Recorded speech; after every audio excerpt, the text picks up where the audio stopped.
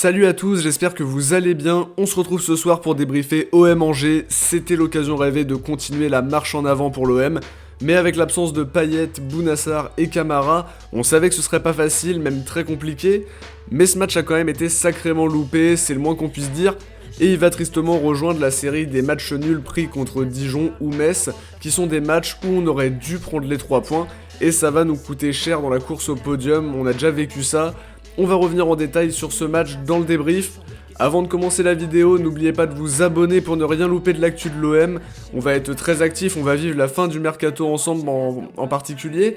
À mettre un petit pouce bleu si vous aimez notre contenu, ça nous aide beaucoup. Et aussi à nous suivre sur nos réseaux sociaux, Twitter et Instagram, tout est dans la description. Petite question pour vous avant de commencer ce débrief, qui sont pour vous les 3 meilleurs Marseillais de la soirée et les 3 moins bons selon vous?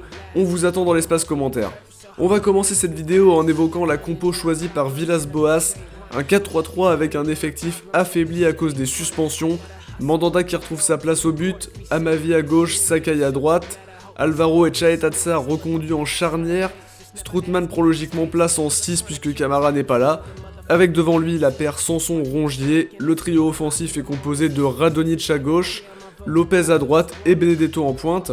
C'est exactement l'équipe qu'on avait imaginée pour l'avant-match, pas de grande surprise, avec Sarr, Camara et Payet qui sortent du 11, un banc très jeune aussi qu'on a eu avec Ake, Perrin, Ali Mohamed, donc c'est jeune et aussi un petit peu juste qui pourrait donner des idées à nos dirigeants pour le mercato. Encore une fois, on retrouve Lopez ailier droit, ce qui ne m'a jamais convaincu. Mais pourquoi pas tenter un autre système quand on sait qu'on est léger sur cette aile droite? C'est la question que je me pose, mais après tout je suis pas non plus coach, mais je pense que c'est un petit peu juste de toujours jouer en 4-3-3 et de pas avoir un dispositif de secours pour riposter. Pour résumer un petit peu ce match, c'était pas fou à regarder, on va pas se mentir, un match quasiment vide avec quelques occasions isolées, l'OM qui va avoir la possession toute la première mi-temps, alors avoir la possession mais ne pas avoir d'occasion, du coup ça revient à ne rien avoir du tout. Sans trop avancer sur le terrain, au final aucune contre-attaque puisque déjà Angers n'attaque pas, va jouer quelques coups par-ci par-là, mais on sent que l'objectif c'est de mettre le bus, de prendre un point à Marseille. En fin de première mi-temps, on a un petit peu l'impression que l'OM peut trouver la faille, on tente des jeux un petit peu plus longs, de la profondeur, et clairement je pensais que ça permettrait à l'OM d'avoir de bonnes bases, de jouer comme ça juste avant la mi-temps. Pendant la mi-temps, Villas-Boas aurait pu leur dire que voilà, ils ont bien joué sur ces situations-là. Et au final, au début de la deuxième mi-temps, les intentions sont pas forcément meilleures. Au départ, on a une petite phase de quelques minutes où les deux équipes m'ont paru vouloir avoir autre chose qu'un point du nul. Mais après, c'était brouillon, trop de pertes de balles, des déchets techniques énormes. Mais au final, on s'est fait peur puisqu'Angers a failli faire le hold-up avec une frappe de Bobichon qui passe pas loin du tout. Alors petite remarque évidemment, les joueurs d'Angers ont aussi eu tendance à jouer beaucoup les contacts pour obtenir des fautes, notamment dans la dernière demi-heure, où ça a haché toute la fin de match, et c'était absolument insupportable à regarder pour un supporter marseillais. Tout ce qu'on peut dire c'est que l'OM n'y arrivait pas offensivement, l'absence de Payet ça change tout, on va pas se mentir. On m'a déjà fait la remarque que je disais souvent que Payet était le joueur à suivre dans mes avant-matchs, et finalement on voit bien qu'il y a un OM avec et sans Payet, c'est le joueur qui va pouvoir te débloquer un match, avec cette petite touche technique qui peut débloquer un match à tout moment. Et là ce soir ça s'est ressenti qu'il n'était pas là. Mais en tout cas Angers a très bien joué les coups défensivement. Alors leur charnière Thomas Traoré je crois c'est ça, qui a été vraiment très efficace. Voilà, nous ont complètement pris à défaut, même Manso, etc. Ils ont très bien joué les coups, même si bon c'est vrai qu'ils ont des atouts offensifs. Et finalement ils ont refusé de jouer ce soir, mais c'est logique aussi de vouloir prendre un point du nul quand on vient chez le deuxième de Ligue 1.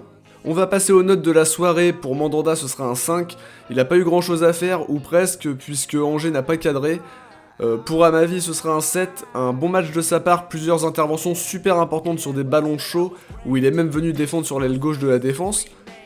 Pour son collègue de droite Sakai ce sera un 4, beaucoup trop de pertes de balles, des centres toujours imprécis. Malgré une bonne volonté flagrante, il est toujours en difficulté.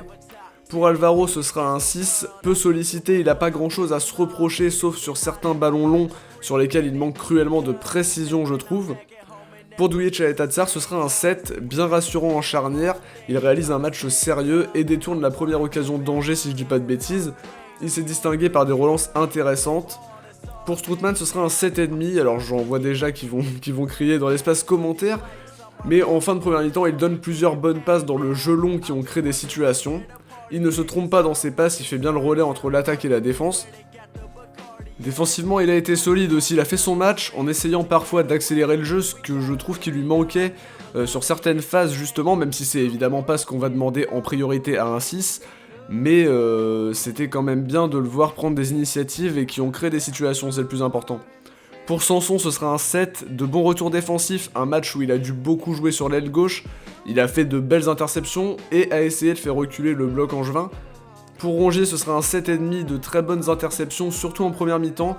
Il a une belle occasion, mais s'y prend pas très bien tout en redonnant à Sanson malgré tout. Dans le jeu de passe, c'était pas mal, même s'il a pas pu jouer son jeu habituel, tant Angers a refusé de jouer. Radonjic, ce sera un 6, certes on l'a pas vu beaucoup en première mi-temps, mais il a dynamisé le jeu marseillais à certains moments par des dribbles vraiment qui ont foutu les Angevins dans le vent.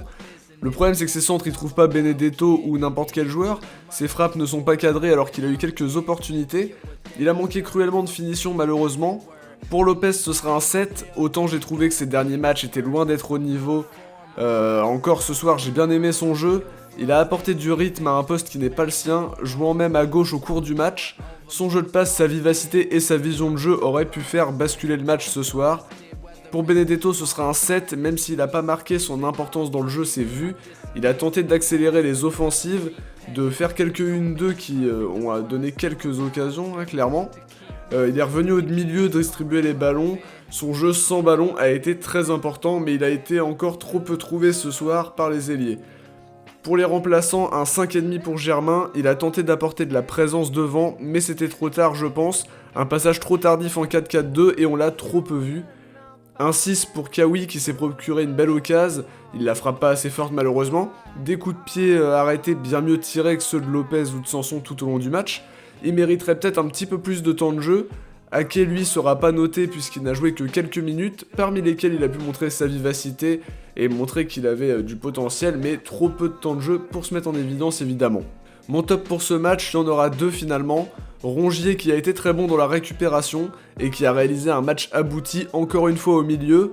Et de l'autre côté, Strootman qui a été intéressant dans son jeu long et sérieux dans son placement en sentinelle. Mon flop pour ce match est encore une fois Hiroki Sakai, trop imprécis sur ses centres, beaucoup de passes ratées.